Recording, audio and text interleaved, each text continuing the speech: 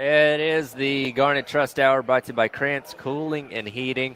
Welcome back in. Tyler Head along with you here live from Digital Drive at SEC Media Days at the College Football Hall of Fame. Again, thanks to our great sponsors allowing us to be out here this week, which include Lexington Discount Homes. Lexington Discount Homes, one of South Carolina's leading retailers of manufactured homes. Go to lexingtondiscounthomes.com to find out more. You obviously just heard our conversations from yesterday with the North Sellers, DQ Smith, and Chris Doring of the SEC Network.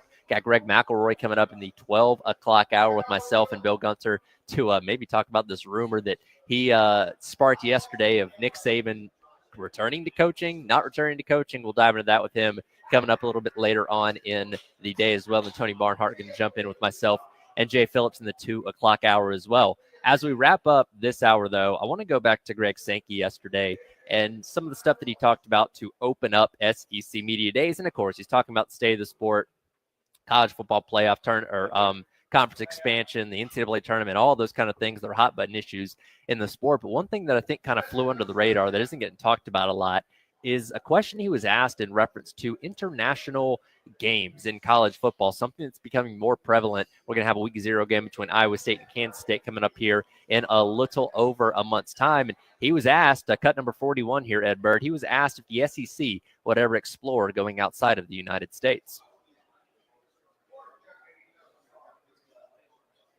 George, I'll go back and share some thoughts I've probably shared over time. One is the strength of this conference is based in our communities. That may not be the same for others, but you look at the 16 cities that host our universities, the football stadiums, the infrastructure, and what happens on a game day weekend. It's absolutely magnificent, second to none. With that said, this may build some of my credibility with you. I sat once with the Lord Mayor of Dublin to talk about playing football games involving SEC teams. We've had interest. When you take a football stadium with 100,000 fans and the economics around that football game being played in that stadium and that community, and then you transfer those someplace else, it's a lot easier to do that if a program's attendance is 20, 30,000 of their football stadiums that size. So there are some economic realities that weigh against just doing that. Personally, I'd welcome that chance, and we'll continue to explore opportunities. But I'll go back to the importance of college football in our region, in our states, and in our communities, and the foundation and strength of our conference fundamentally is built on those communities. I also think we do a pretty good job internationally on our own with just drawing interest, because doggone, it's compelling. We are not boring and dull, I can tell you that.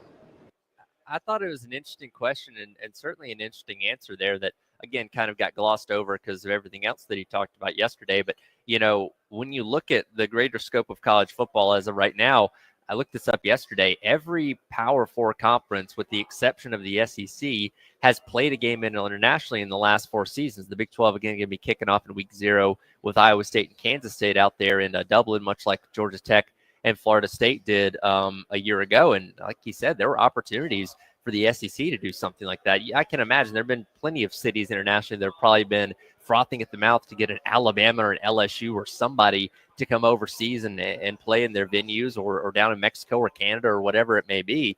But, and we can all be critical of Greg Sankey. His job at the end of the day is the most money for the conference and for the schools. And he does a phenomenal job of doing that. And here's the thing, he knows where his bread is buttered, right? As he just said there, you've got some of the best venues in all of college football that are selling out 90, 100,000 seats every single week, no matter how good or bad those respective programs are. And like in the NFL, look at the Jacksonville Jaguars. They sacrifice a couple home games every single year to go play across the pond in England. That is less games that their fan base down there in Jacksonville, as few of them as there may be, gets to go see the Jaguars play in person. So that's taking money out of the local community, as taking money that could be spent from your local established fan base there, trying to bring it to a new crowd overseas. And again, the NFL has the reasons for doing that. They're going to go international seemingly every single week at some point here in the very near future. Roger Goodell's talked about that, but Greg Sankey understands that the best and most passionate fans are right here in your own backyard. They're the ones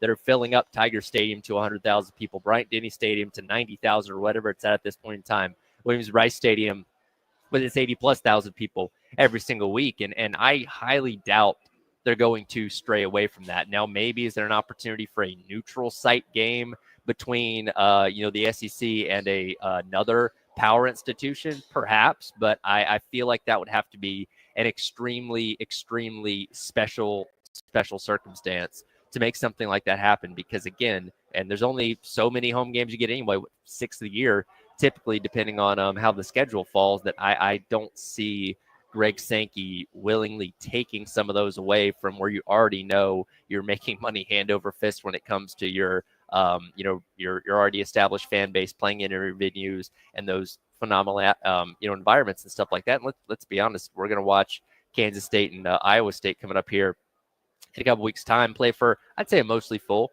Ireland, whatever the name of that venue is over there in Dublin. And there'll be, their fans that'll travel over there and take that as an opportunity to go on a vacation or whatever it may be. And a lot of locals there taking in college football maybe for the first time, but nothing that you're going to be able to do over there is going to replicate or be any better than anything you can do back here stateside. And I think Greg Sankey certainly understands that. Again, the SEC is not hurting for money, and they can always be they're always open to making more of it, but it seems like as of right now, the international thing's not something that's going to be happening anytime soon, which again, I'm a fan of. And I think Greg Sankey is, is right to think about it in that way in terms of, staying true to your roots of what you have here in the SEC and the fan base that you have that flock to your stadiums each and every weekend. I'll do it for the Garnet Trust Hour, brought to you by Krantz Cooling and Heating. Coming up next, Chris Clark going to jump in here with me for the Gamecock Central Takeover Hour, presented by Firehouse Subs, as we get his thoughts on what he's heard from media days so far and dive back into what Coach Beamer had to say yesterday here on the game. What's happening? Yo, what's up? What's up, Tyler?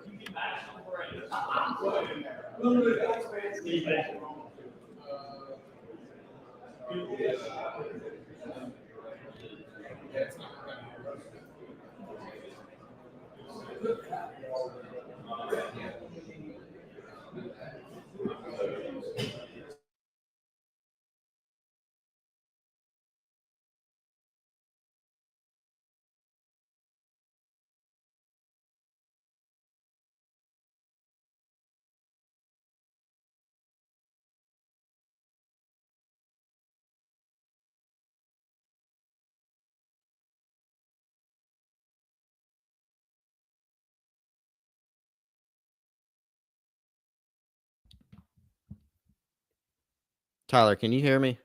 I'm not on air, am I? What up? Hey, Ed Bird. Ed Bird, are you playing this off of Vox Pro? Because I can't hear it on the live stream. Sorry, what was that?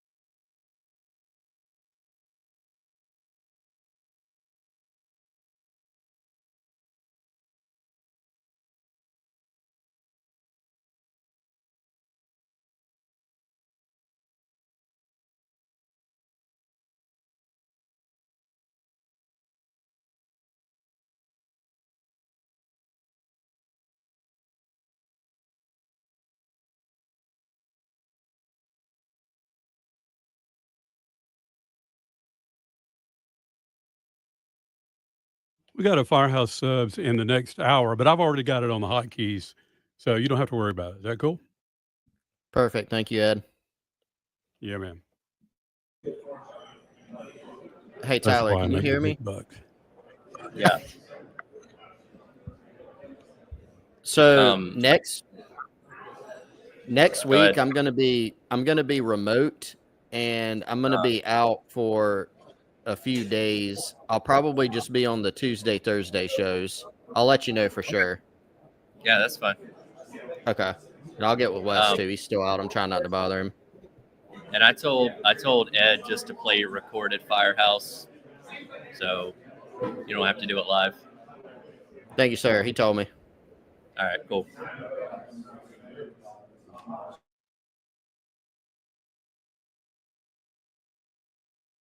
So it's really not a rumor.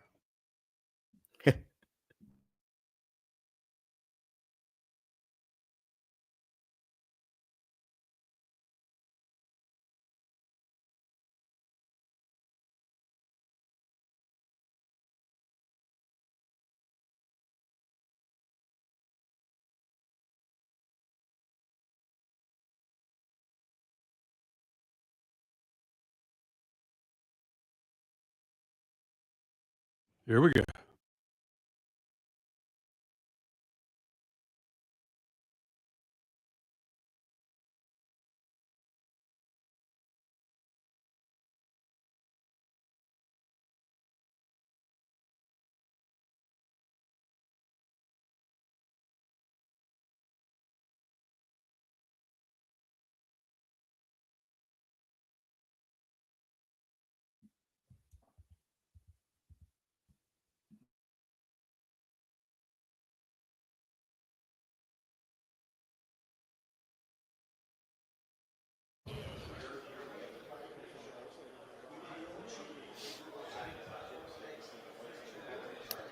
Welcome back in. Gamecock Central Takeover Hour presented by Firehouse Subs. Tyler Head live in Atlanta at Digital Drive at SEC Media Days. Chris Clark joining us from Parts Unknown as he takes in all the SEC Media Day stuff from his television at home. Chris, how we doing today? And any major takeaways for you for day one of Media Days? You know, man,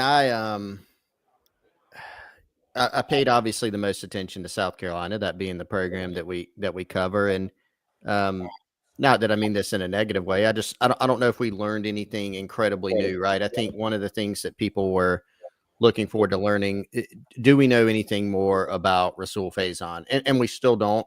Shane Beamer did kind of generally update that, saying that he's hopeful that we'll hear something this week, as we know. This is a process where they've been hopeful many times to learn something. Is it maybe getting a little closer? I think there are some indications of that. I think we're getting closer to learning a decision.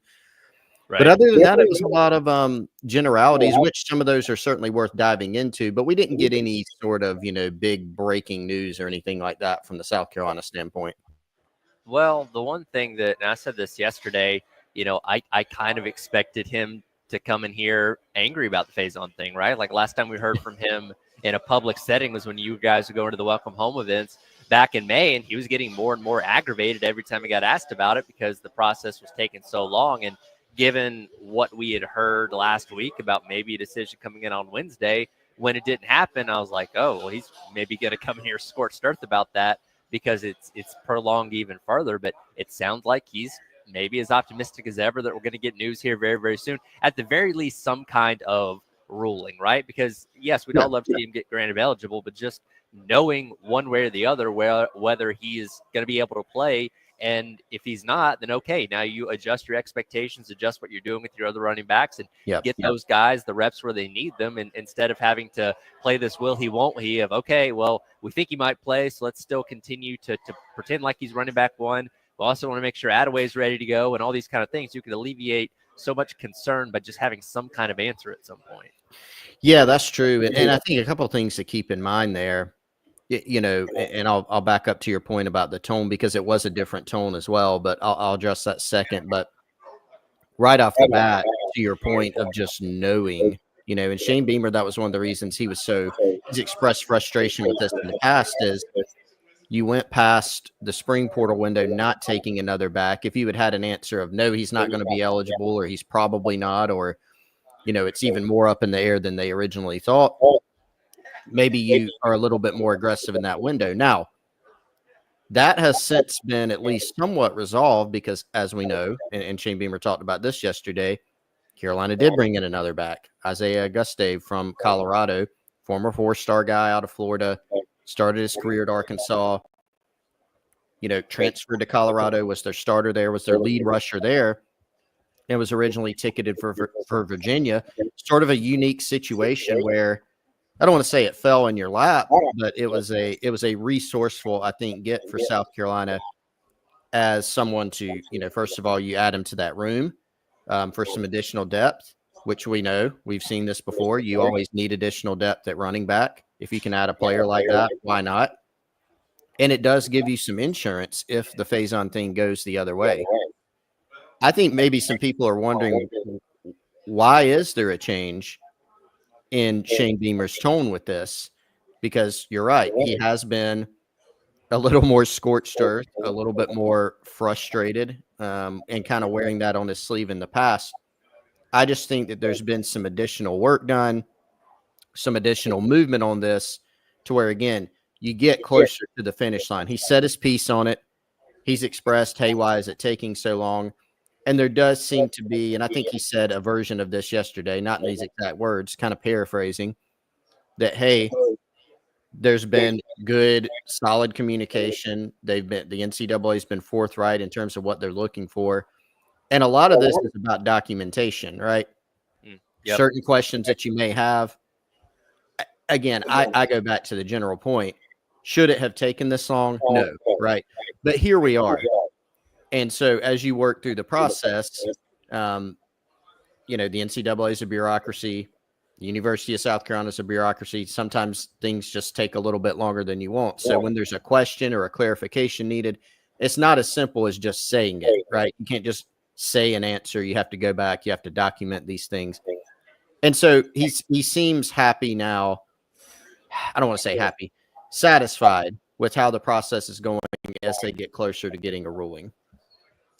And again, hopefully we get that soon and can really start to actually look at what the running back situation is going to be heading into the season and not think about the eligibility of Rasul Faison anymore. We'll get into some of the cuts of Shane Beamer, what he had to say at the podium yesterday, as well as what the players had to say when they sat down with us as well. But first, Chris, we are 47 days away from kicking things off against Virginia Tech. Yesterday, because Jack was very busy writing his article yesterday, so Jay Phillips jumped on with me for a little bit of the 11 o'clock hour. I posed the trivia question to him yesterday. He did not get that answer right, so neither one of you got a point. So I believe you are still down. Let me see here, by 2 points to Wes. Yes, you're down 11.5 to 13.5. So a chance to close the gap today if you can get today's trivia question right. Are you ready? I'm as ready as I'll ever be. All right, 47 days. We're going to stick with jersey numbers. Can you tell me who wore number 47 for South Carolina from 2013 to 2016? This will roll into something I want to talk about from what Beamer's comment had, from some of Beamer's comments yesterday. This is a tricky one. Oh, tricky. Okay. Yep. That actually. I think I'm stumping Jay Phillips too as he stands in front of me. Jay's just standing there watching you. He's pondering. I can actually envision him doing that. That was one of your hints that you normally give to Wes, where you. Now, see, I'm testing your intimate knowledge of the rosters here. I know, because normally like 47 is like a Pat DeMarco, like it's a fullback number. So you saying that kind of gives me some pause of, is this actually a fullback? And this is not a backup. This is somebody that did play pretty much every single game for the majority of his time there. Oh, my gosh.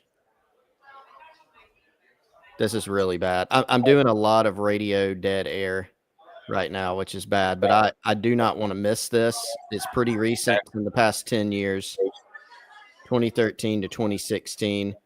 Would have been a Spurrier recruit, or someone Spurrier brought in and obviously spilled over into the first year of Muschamp.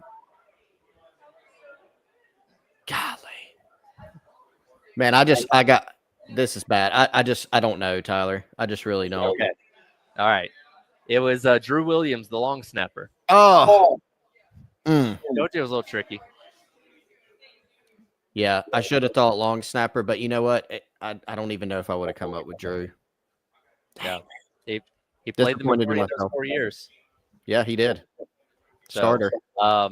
yeah, no point awarded today, but I do want to kind of roll that in to something that Coach Beamer did talk about yesterday. And Ed Bird, if we could get cut number 14 here. Here is Coach Beamer talking about one of the dilemmas for the team this year is replacing pretty much all their specialists. And then in special teams, this will be my 26th year in coaching coming up. And I don't believe I've ever been a part of a team that has to replace literally every key part of their special teams units like we do this season. We'll have a new punter, we'll have a new place kicker, we'll have a new kickoff guy, we'll have a new holder, we'll have a new snapper, we'll have a new punt returner, and we'll have a new kickoff returner. So that is, we've been very spoiled. Every punt that we've punted, the football at South Carolina since I've been the head coach, Kai Kroger has punted the ball. So the first time we punt, and hopefully that won't be anytime soon, we'll have a new punter out there as well. But those are guys that are young and talented, and excited to see what we do in year 2 under Joe DeCamillis as our special teams coordinator. We've got to continue to be aggressive and opportunistic there. We've led the SEC in block kicks since 2021. And that is a crazy statement that I don't know if everybody fully grasped. Like, yeah, there's literally not been a single other punter for him at South Carolina than Kai Kroger, and was one of the best in college football in his time here. And that punter is something so valuable that you take for granted when you have it, and you don't realize how good you had it until that guy is gone. And again, now we're replacing everything, including one of those great punters going into this upcoming season. Yeah, I'm surprised. I've said this before. Very surprised that this isn't getting more attention going into the season, just generally, right? But especially for a team that has generally been very good on special teams under Shane Beamer, Pete Limbo, then Joe DeCamillis. It's a big point of emphasis for them. And so this is something that certainly, I mean, you could, if you don't believe Shane Beamer there, I've talked to plenty of other people, around the program. It's something that's certainly on their radar. Everybody's, how are you going to replace Rocket Sanders? How are you going to replace TJ Sanders, Tonka Hemingway, Boogie Huntley? How are you going to replace Nicky Manwari, right? But people aren't, I think, giving enough credit to how good they've been and some of the guys that they're losing. And it's not, even if you're just losing Kai Kroger, that would be, how are you going to replace Kai Kroger? But you start thinking about the positions, and it's everyone. And South Carolina had, at times in the Shane Beamer era, impact players at every single position. Even last year, Wes and I talk about this all the time. Alex Herrera, I think, took too much flack. Did he miss some kicks? Yes. Were some of them potentially big given how the games went? Yes. But if you look at the numbers and even compare them to some really good South Carolina kickers who went and played in the NFL, the difference was not significant. Not saying that Alex Herrera is an NFL kicker, is along the same lines of those guys. The point is he took too much flack. And so you go from having him, who at one time was locked in a battle with Mitch Jeter in the 2022 season, and Jeter narrowly won it. He ended up being really good. You just have unproven commodities. You're going into this season with guys who have literally never done it in a game. Hunter Rogers was great as a snapper and was a really athletic cover guy. You don't have that all the time with snappers. Kick return, punt return, right? There are so many pieces here that even if you go into the first game against Virginia Tech feeling pretty good about it, you've got to go see these guys perform in a game. Think about making a big pressure-packed kick in front of a crowd. A lot different than doing it even in practice. So they've got guys with ability, sure, but still a big question mark. And for a team that's been very reliant on special teams, they've lost not only those guys, punter, kicker, snapper, holder, both return guys, but even some guys that were key on their special teams coverage units, punt shield, all those things where you're trying to figure that out going into the year. So that'll be an integral part of the success this season too, just as much in some ways as offense and defense. Was Hunter Rogers the long snapper the entire time up to this point, or was somebody else doing that early in Beamer's tenure? He was definitely the guy. I mean, I'm thinking back, definitely from 2022 on. He took over. So the first year, 2021, he came in and took over the long snapping duties on punts. Okay. So when he was a redshirt freshman, he was not the full-time guy. Now 2022 on, he was the guy. So Okay, so 3.5 years of the same long snapper and 4 years of the same punter. yes. And Beamer makes a great point. I mean, they've generally been quite good on special teams. There is an element of being pretty spoiled with that. We've talked about that a lot. So you go into this season with certainly more questions. Last year it was, hey, are the return guys going to be the same? Give some people a different look. And you got to replace, you got to bring in a new kicker who was already on your roster. This year it's like everybody's new, in terms of going and doing it in a game. Right. Yeah, so definitely something that's going to be important to keep an eye on this year for South Carolina as they replace all those specialists on special teams. We'll get into what some of the players had to say when they were sitting down with us yesterday, talking here at Media Days, live from Digital Drive, Gamecock Central Takeover Hour, presented by Firehouse Subs on your Tuesday on the game.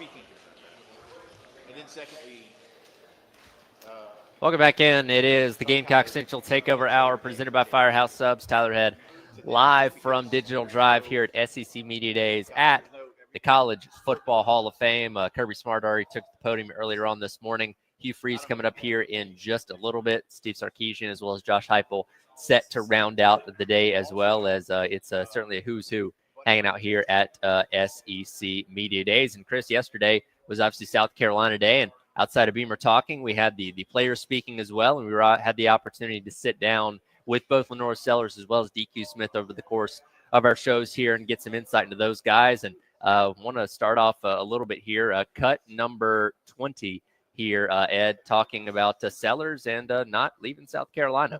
Everything I needed was in South Carolina. Like, I grew up there, my family's there. Anything I needed was an hour and 5 up the road from me. School pretty much take care of like rent and all that, so it's not like you really need too much, like, you know what I'm saying? So everything I needed in South Carolina, there's no point in me going somewhere to start over. So, Chris, of course, this comes off the heels of the Athletic story, where it was reported and confirmed, of course, that he got an offer to go to what we believe is Auburn to get paid about $4 million to play quarterback there over the next couple of years. Instead, he opts to seemingly make a little bit less and stay at South Carolina and keep the train rolling here. And I had this thought pop into my head yesterday, and you can tell me if I'm off base on this or not.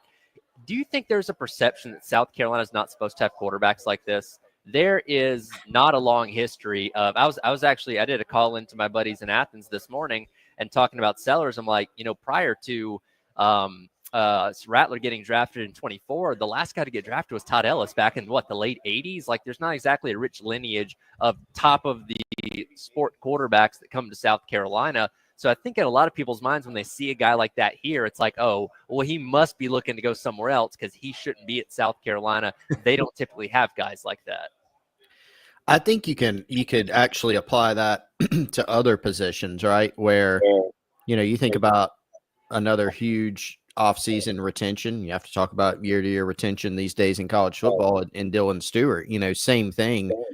A lot of people didn't believe during the recruiting process. Dylan Stewart was not an in-state guy. He was from the DMV area. He was from D.C. He had offers from everywhere. He was a 5-star prospect. He was the number 1 edge in the country. And so a lot of people who even people who followed recruiting a lot, just had the idea, and even South Carolina fans, I'll be honest, Tyler, had, well, Dylan Stewart won't come here. He's going to go to Ohio State or Alabama or, name your blue blood program here. And he came to South Carolina, and did very well and decided to re-up and come back to South Carolina. So I think it's a good point with quarterbacks. I think it has even more to do, though, with just South Carolina and its standing historically. But the way that you build a program is to sign guys like Dylan Stewart and Lenore Sellers and keep them on their roster and have them develop and build the program from there. You're not going to become, if you're South Carolina, what's your ultimate goal? Well, it should be to go and win an SEC title, get in the playoff, compete obviously for a national championship. And if you're going to do those things, it's not going to happen overnight. There's going to be some type of build, and you need guys like Sellers and Stewart to do that. So, I do think it's a good point. If you're just kind of a casual observer, or even if you're a hardcore college football fan, you may look at it and go, oh, Sellers and Stewart, they could go to some name brand blue blood program who's in the playoff every year or most every year. They could get even more from an NIL standpoint. That's probably what they'll do. But you can't box in guys like that. And, Stewart and Sellers, again, they have different backgrounds. One's in state, one's out of state. But I think Sellers articulated it quite well. He's very happy here. South Carolina can take very good care of him from an NIL standpoint, especially with him playing the premier position on the football field, having some personality, playing at an in-state program. He's done very well for himself in terms of brand deals. All that stuff's taken care of, right? And he really feels like he's got what he needs here.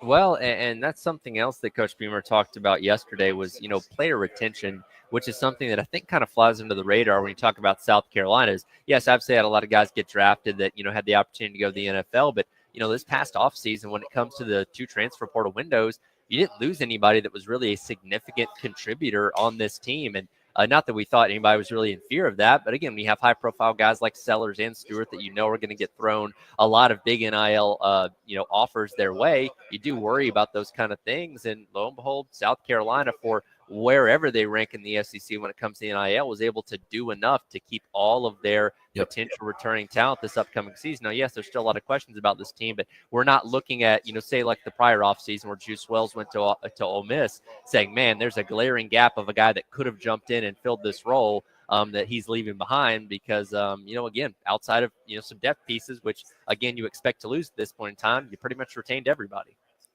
And that's a difference, I would say, even from earlier in the Beamer era. If you think about a couple of the off seasons prior, Wells is a great example. And then earlier than that, 2 5-star prospects from, now they were signed by Will Muschamp, right? But they were really good players. Jordan Birch, Marshawn Lloyd, both impact players, both starters, both NFL guys who got drafted and got pro opportunities, transferred, in the offseason. And so, look, again, even those situations, those are different than a Stewart or a Sellers or, Jalen Kilgore, whoever you want to name on the roster that probably could have gone to another school if they would have wanted. So you can't loop them all the same, but they have really, really honed in on retention. And earlier, I think in the past hour or so, Tyler, Pete Nakos from On 3, we've had him on the program before. There's probably nobody in the country that covers and spends more time on NIL and the transfer portal and just those happenings in college football than Pete Nakos. Yeah. If you want to go in the portal, you got to call Pete first. You got to, Portal Pete. Yeah. And so he pays close attention to it. And he put the very last line in his recent story this morning. He had talked to a source who shouted out South Carolina and said they did the best job in the country at retaining their talent, right? Everybody talks about Sellers and Stewart. Those are 2 huge ones. But it was the entire picture of everybody else on the roster. There are plenty of other players that could have had opportunities if they jumped in too. They've navigated that part really well. We talk a lot about getting guys in the that's a big talking point right now, signing big-time high school guys. That's one part of it. But if you do that, you've got to keep them in your program beyond a year or two. And they've certainly done well at that. Absolutely. We'll get into some more player stuff and what we learned from them yesterday coming up next as the Gamecock Central Takeover Hour presented by Firehouse Subs Rolls along Tyler Head. I'm live on Radio Row here, Digital Drive. There I go, calling it Radio Row again, out at SC Media Days at the College Football Hall of Fame on your Tuesday on the Game.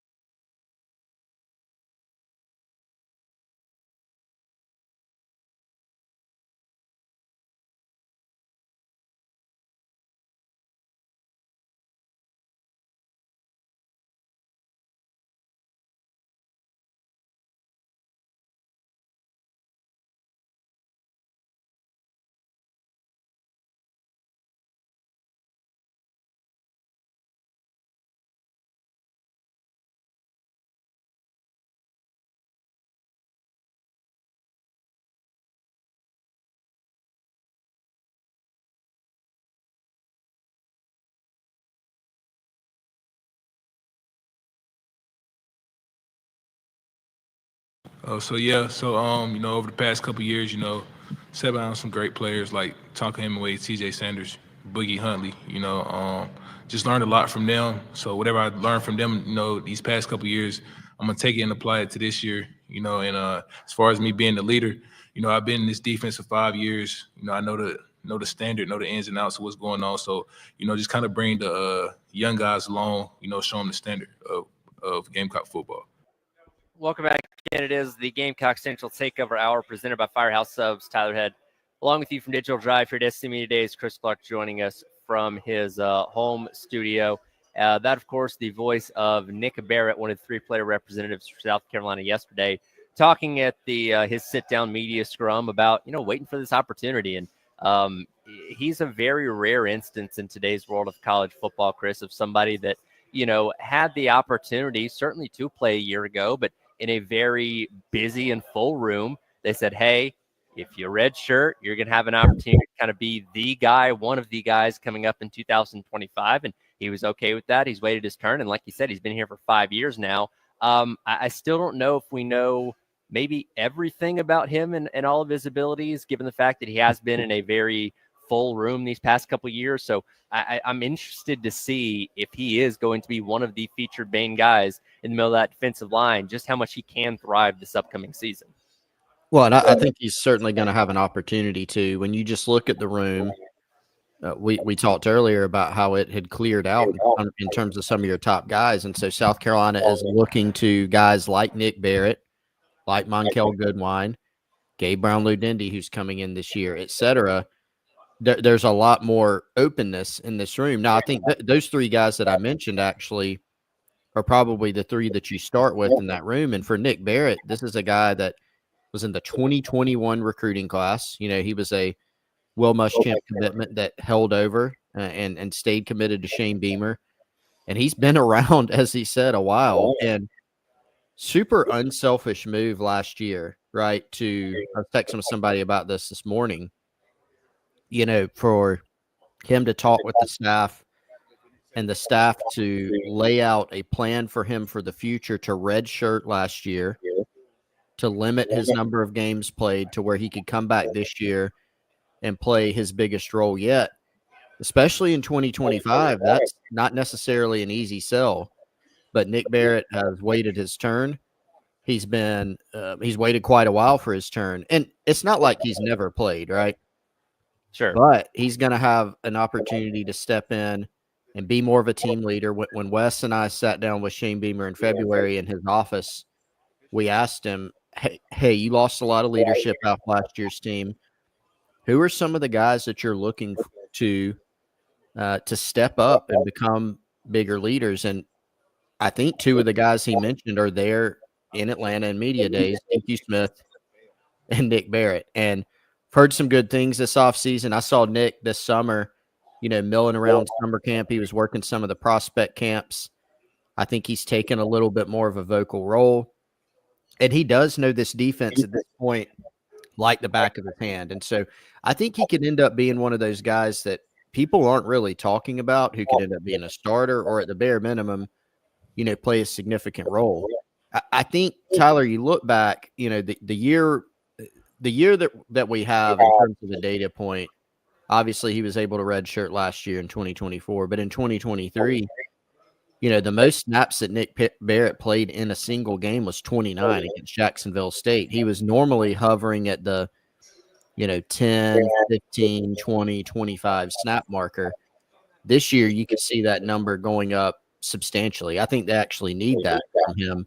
But still a guy who's been around a while, played a lot of football, and I think going to be an important part of this defense this year. Absolutely. Somebody else going to be an important part of this defense. The other player representative from the defense for South Carolina, of course, is DQ Smith, and we talked to him yesterday a little bit. And here's him, again, cut number 28, Ed Bird, of him talking about taking on this expanded role in the back end of the defense and hopefully balling out this year. It's definitely important, because we coming into the season with the confidence, the confidence we needed to go into the season. It's never easy, starting with a game like Virginia Tech. We have obviously first game, it's a big game. So just we need that confidence going into this year. Not really focused on last year though. Just it's a new year, new faces. So just going in here with the utmost confidence and balling out.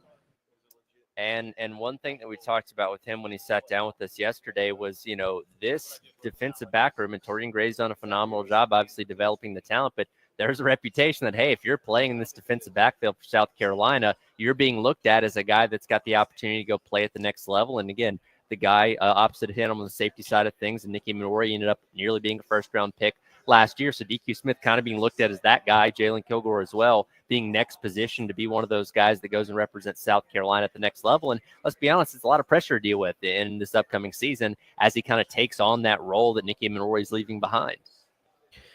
Yeah, I mean, I think, again, to go back to what I was saying about Beamer looking for more leadership, I think DQ is one of those guys as a senior, homegrown guy, played at Spring Valley High School, and he's been around, and so that Nick's look, you're not going to replace a guy like Nicky Minori. He's rare just in terms of what you could do with him, what he could do athletically. DQ's going to play DQ's role, and you kind of got to find somebody to slot into that other position. Peyton Williams is a guy who's been quite solid when he's come into the game. Torian Gray, as you just mentioned, Tyler, has a really good track record of developing guys. Jalen Foster, who's now on the staff at South Carolina, went from former walk-on to All-American at South Carolina. And so T. Gray definitely has the chops and the development resume to where you can see that progression. So there's probably another step that DQ Smith can take, but I think he'll be also very key in just organizing the defensive backfield as a senior. That they put a lot on their safeties to do that. And it is another question for the secondary, right? You look at this year, Yep. They've got more depth, I think, at the corner and the nickel positions as opposed to safety. You're looking for, okay, is Peyton Williams going to be your other starter? Who's the next guy up? Who are the next couple guys up? And I think those are questions that they're going to continue to sort through this spring and into the preseason. But DQ, I mean, there's a reason that Shane Beamer brought him. They're looking to him to play an important leadership role in this year's team. Well, and one thing, between Nick Baird and DQ Smith yesterday being asked about, hey, what's this defense going to look like after losing all those guys to the draft? And of course, they said, hey, we're going to be just as good, if not better. And, you kind of take those messages with a grain of salt a little bit. But this is the place last year where Debo Williams was preaching that legendary defense and putting up donuts and all those kind of things. And I think we all kind of thought, yeah, okay, sure. And they went out there and legitimately had a really great statistical season that netted some of those guys, obviously in the NFL. So I don't know, maybe it's even a little bit more believable this time around, even though you're having to replace those guys. Yeah, I mean, you want to have that type of confidence. That's what DQ talked about. And look, it is going to be, I just said it is very difficult, I'd say impossible to replace a Nicky Minori. It's going to be very difficult to replace what you had in a Kyle Kennard, who was just the Nagurski winner, right? And defensive tackle, and your top four guys at linebacker, right? It's not just the secondary. It's not just safety. It's all those pieces. But you have to have that confidence going into the season. And I don't think, I mean, to your point, Tyler, I think there was some hopeful optimism about last year's defense, but I don't think anybody saw that coming. And so I do think you have to leave room for the possibility of player development. Some of these guys that they've recruited from the portal or some of the younger guys being hits. And I think that's kind of what you're counting on going into this year. Absolutely. We'll come back. We'll wrap up the hour, hit on some recruiting stuff to wrap up Tuesday's show. Real quick, though, I want to remind you about another great partner allowing us to be out here at SEC Media Days. That being Lawyer Lisa. Need to talk estate planning, elder law, elder care, or probate? Call Lawyer Lisa at 803-563-5163 or go to lawyerlisa.com today. It is the Gamecock Central Takeover Hour presented by Firehouse Subs. Tyler Head live from Digital Drive at SEC Media Days, the College Football Hall of Fame in Atlanta, here on The Game.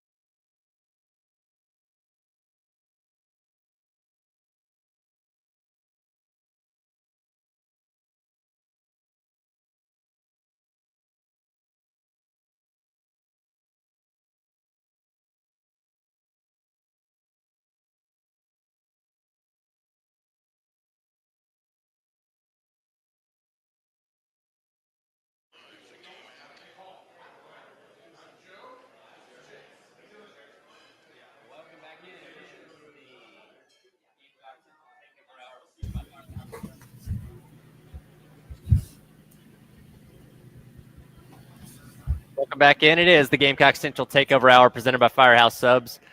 Tyler Ed along with you here at Digital Drive at SEC Media Days. Chris Clark back in the home studio in the Columbia area. Obviously been talking a lot about what's been going on here in Atlanta over the past day or so, but of course always keeping an eye on recruiting. Yesterday was a hopeful day that maybe some thought would go South Carolina's way. Unfortunately, that's not the case with Tamarian Watkins yesterday afternoon. In fact, Bill and I were on the air as this commit was happening, and he was kind of giving play-by-play, but unfortunately, Tamarian Watkins did end up grabbing the Texas A&M hat, and he'll be going to head off to the Aggies as of now for the class of 2026. What exactly went down here, and why did South Carolina come up short in this one?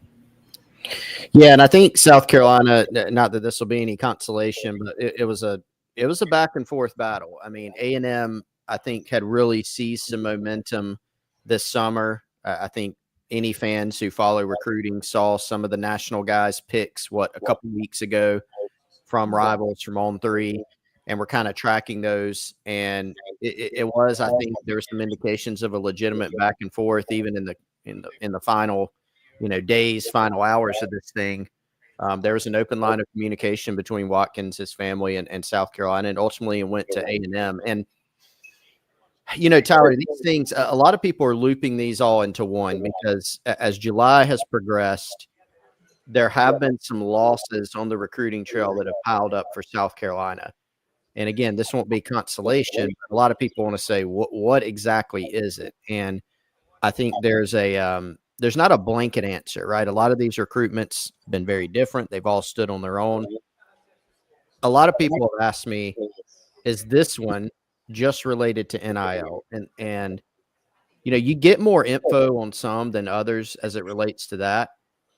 Certainly Texas A&M has been extremely aggressive, I think would be a fair way to say it, on the recruiting trail this cycle. They have been a lot of times. We all remember what was that, the 2022 class, where they brought in historically rated class, didn't end up working out.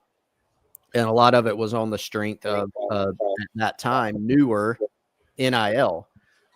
They're being very aggressive once again from that standpoint. Now, for Tamarian Watkins, I do think he and his family, he told us yesterday, A&M was his parents' favorite for a while. I think he became more and more comfortable and maybe even preferred. He obviously preferred to go out of state at the end of the day, but I think that idea of being able to go kind of forge his own path, kind of, he didn't use this exact word, but kind of, he did use the word rebrand himself a little bit out of state, started to appeal to him. So I think it was close. That's another question we always get. Is the door open? Will there be room for change? I really don't know with it being this early. I do know it was close. And so there's always a possibility, especially in the year 2025, for that to happen. So look, this is an in-state guy from Rock Hill, played at Northwestern High School, and a guy that had a lot of points during the recruiting process you were looking at and probably, hey, we're kind of counting on that guy, right, as being a part of the class, and that didn't work out. So it's a tough loss for South Carolina, but you got to continue going through the recruiting process and trying to build this class up to December, which is when pen goes to paper and when the ink dries. And do we still have Landon Duckworth going this Friday to announce his commitment? Is that still going on as scheduled? Yeah, there's a couple actually, Tyler, this week to monitor. You do have Landon Duckworth going into the weekend, where South Carolina looks to be in a good position there. I know some people are also rolling their eyes saying, I've seen that movie before. South Carolina has had some guys in this class in the double digits that they've been in good position for, that they do have on their commitment list. So just because they've lost some guys doesn't mean they haven't gotten anybody, or that everybody that they lead for is going to end up committing to another school. I certainly recognize that they've had some very difficult recruiting losses throughout the month of July, but they're in a good spot for Duckworth. And there's another guy to watch actually tomorrow night, Wednesday night, Clarksville, Tennessee, Kamari Blair, who's a 4-star offensive tackle, has a Final Three, South Carolina, Tennessee, Ole Miss. Still tracking that one, honestly. I think the Gamecocks have had a good shot, but so have the other two on his list. Haven't heard of any type of decision with any type of finality there, and so that's certainly one we'll be tracking as well. with those guys, you said, obviously not to panic right now, but I mean, if you miss on these next group of guys, is that a point where you're starting to get concerned about what this 2026 class is going to shape up to be, or is everything still on an okay track? Well, I think I don't think they'll miss on Duckworth. I don't know on Blair. I mean, here's what I've gotten that same question. Is it time to panic? I've also gotten, is it time to be concerned? There's a big difference in those two things, So, no, it's not time to panic because it is July. You have the transfer portal. You have, will any of these guys reopen their recruitments? Is the door open? Will there be some flips? You have other guys that are still on the board. I think there are a lot of questions to be answered. Now, can you be concerned about some of the losses? Absolutely, especially the guys that you had a really good shot for. So not worrying about big swings at guys like Carter Meadows or Kerry Adams, but, the Smoke Matthews, the Tamarian Watkins, Julian Walker, like those types of guys, especially in-state guys, or a guy from North Carolina and Matthews, those are ones you can be a little bit more concerned about and say, what's next? But it's also not panic time. It's not throw in the towel time, right? I think you have to have some nuance with it. We'll see what happens. We'll certainly keep an eye on those as those commitments come out here in the next couple of days. And Chris, we'll dive into more of what happens at SEC Media Days today, coming up tomorrow. Tyler, keep them straight out there in Atlanta. I will try my best, and I'll be cracking open a Dr. Pepper here before too long. Don't worry. There you go. That'll do it for the Gamecock Central Takeover Hour presented by Firehouse Up. Coming up next, halftime show of myself and Bill Gunter on your Tuesday on the Game.